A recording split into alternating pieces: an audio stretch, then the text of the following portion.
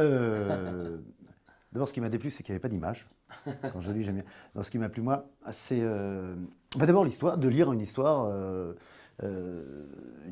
qui me fait rire, qui me fait sourire, qui m'émeut aussi.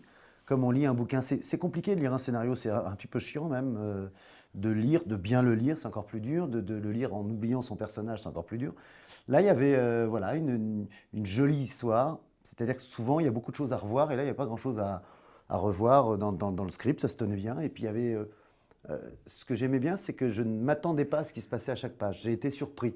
Ce n'est pas forcément des surprises grandioses, mais des jolies surprises. C'était pas cousu de fil blanc. Voilà. C'est une des choses les plus importantes qui m'a plu. J'ai rien à ajouter si ce n'est que pour moi, un peu plus personnellement, c'était un rôle que j'avais pas l'habitude de faire, que j'avais pas l'habitude de jouer. J'étais content de pouvoir explorer ça et je savais qu'en face, c'était un rôle dans lequel Franck n'était pas souvent non plus. Donc je me disais qu'il y avait un truc un peu de création à faire intéressant pour raconter cette histoire qui, comme l'a dit Franck, était effectivement atypique. Alors, en décrivant un peu vos personnages, est-ce que vous pourriez faire une sorte de petit ping-pong pour nous raconter l'histoire de Fiston? Ça raconte quoi? Ah, je préférais badminton, parce que ping-pong, je suis nul. Là, commence, toi. Donc c'est Parce l'histoire que ça commence par son parce que personnage. ouais, bien sûr, ça commence par l'histoire d'Alex, ce jeune garçon d'une vingtaine d'années qui, on le comprend, est amoureux depuis toujours de cette fille qui s'appelle Sandra Valenti. Et dès qu'il l'approche, il a envie de vomir, il est pas bien, il a des nausées. Impossible d'approcher cette fille dont il est fou amoureux. Et puis il apprend un beau jour qu'il y a quelques années de ça, dans la fac où il étudie, il y avait la mère de cette jeune fille qui étudiait aussi. Et elle était pareille, impressionnante, très difficile à séduire. Il y a un seul homme à l'époque qui a réussi à la séduire. Et c'est cet homme-là, c'est Antoine Chamoine. Et donc, Donc Antoine Chamoine, qui, depuis sa rupture avec cette femme, il y a bien longtemps, est parti vivre reclus dans sa maison, j'allais dire au large d'Aix-en-Provence, comme si c'était une île. c'est un peu ça en Et, plus. et qui tout à coup voit quelqu'un frapper à sa porte, un jeune homme qui vient un petit peu remuer tout ce passé, et puis au début, qui vient remuer ce passé en l'emmerdant, et puis finalement, il a bien envie d'être emmerdé par ce passé, et y retourner un petit peu, et voir un petit peu dans ce qu'il a lui perdu comme année, ce jeune homme qui va lui faire regagner tout ce temps perdu. Voilà, donc ce sont ces deux personnages interprétés par Kev Adams et Franck Dubosc, l'homme au col roulé d'or. Kev Adams, c'est votre premier vrai grand rôle au cinéma. Est-ce que ça vous a rassuré de donner la réplique à Franck Dubosc, qui lui est réussi aussi bien sur scène comme vous et un peu plus habitué peut-être au plateau de cinéma? C'était rassurant? Bien sûr, ça a été pour deux raisons. La première, c'est que je savais que j'aurais un exemple, entre guillemets, sur le tournage. Je savais que j'aurais quelqu'un que je pourrais regarder et de qui je pourrais m'inspirer, de qui je pourrais prendre les tics de travail de manière à toujours évoluer et à apprendre. Et la deuxième chose, il ne faut pas se mentir, c'est un truc qui est une évidence pour beaucoup de gens, c'est un gage de succès, Franck Dubosc, aujourd'hui dans un Ouh film. là, attends.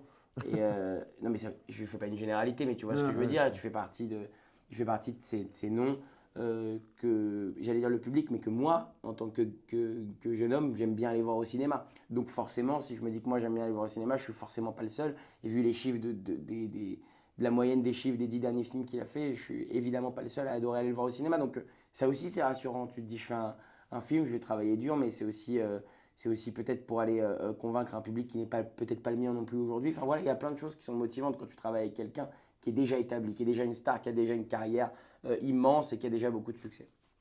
Et vous, Franck, dans ce film, justement, comme vous le suggériez un petit peu tout à l'heure, vous avez un rôle dans lequel un rôle un peu inhabituel, enfin, où il y a beaucoup plus d'aspects dramatiques, peut-être, je trouve, Ouais. qui est hyper intéressant. Est-ce que ça aussi, ça vous a plu, du coup, d'aller creuser un peu dans Ouais. des coins un peu différents Ah mais c'est sûr que là, moi quand on m'a proposé le scénario, il y avait deux plaisirs. Le plaisir de l'histoire, comme j'en ai parlé tout à l'heure, de voir une histoire qui me plaisait. Et en plus un personnage différent, mais dans la comédie. Nous on nous dit toujours, les acteurs de comédie, mais vous voulez pas faire votre chat au pantin, un rôle sérieux, un rôle... Et c'est pas forcément moi ce qui me plaît, mais en revanche, faire ça dans une comédie, c'est-à-dire s'inscrire toujours dans un film où les gens vont rire, sourire, c'est ce que j'adore, moi, c'est les entendre rire. C'est un plaisir fabuleux parce que c'est le beurre et l'argent du beurre. Et puis je savais aussi qu'en jouant ce mec un peu bourru, un peu comme ça, sérieux, on n'allait pas le prendre au sérieux à 100%, donc comme c'est moi qui le fais, ça allait quand même faire sourire, donc ce ne serait pas un premier degré absolu. Donc voilà, ouais, c'est pas un virage, c'est une autre facette que me permet d'aborder ce film-là. Tout à coup, je fais le vieux du duo, et le mature, parce que le vieux, je pourrais être le vieux un peu burlesque, le plus mature. Et donc moi, je trouve que c'est plutôt très intéressant. Ouais. J'espère que j'en aurai d'autres des rôles comme ça. L'un des vrais ressorts comiques du film, c'est vraiment votre duo, enfin le choc entre deux générations, Ouais. deux caractères. Il y a une vraie alchimie, enfin pour le spectateur. Comment vous avez travaillé justement l'un et l'autre? Comment vous travaillez ensemble? Vous avez conscience que ça forme vraiment un duo assez gagnant quand même? Bah, Vas-y. non, c'est moi qui parle. Vas-y. C'est moi le plus vieux, c'est moi qui parle.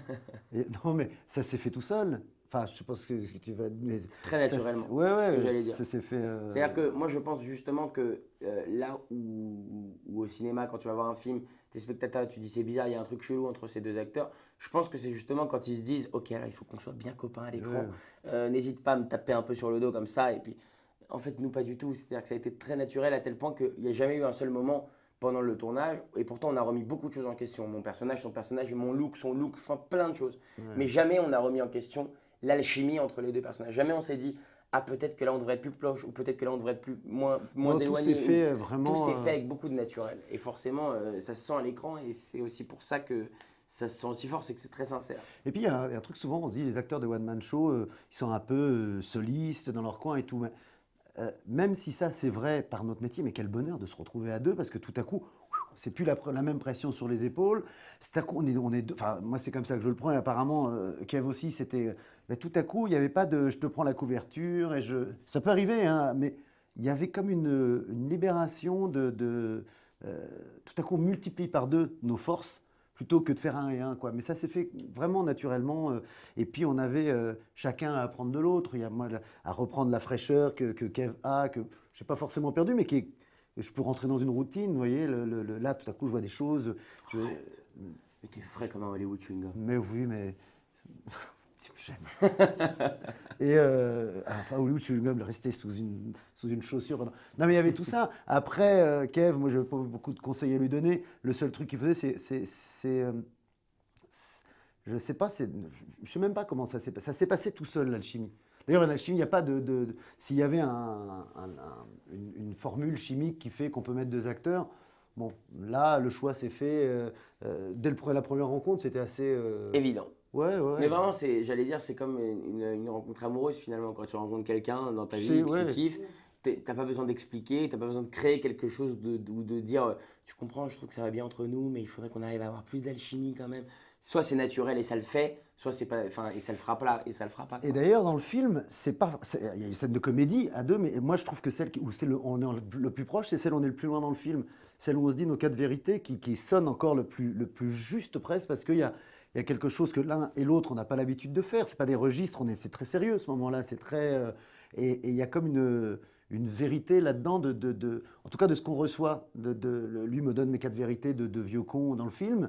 Et moi, c'est ce petit mec que je veux pas que ce soit mon pote dans le film.